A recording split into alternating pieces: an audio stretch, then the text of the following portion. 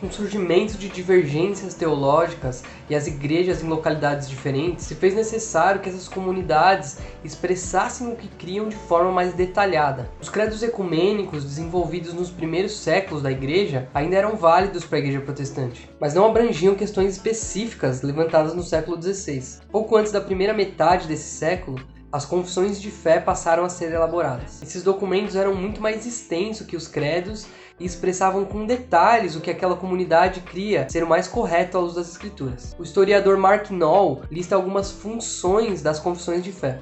Em primeiro lugar, expressar verdades teológicas profundas de maneira clara, a fim de que os leigos também pudessem entender o que aquela igreja acreditava. Em segundo, erguer um estandarte a fim de deixar claro quais eram as diferenças com as outras linhas de pensamento e outras igrejas.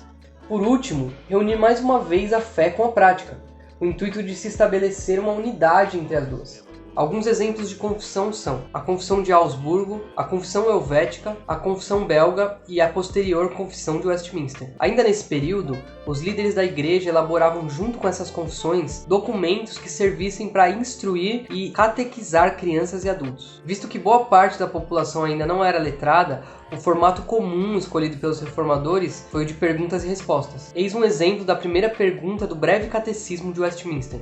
Qual é o fim principal do homem?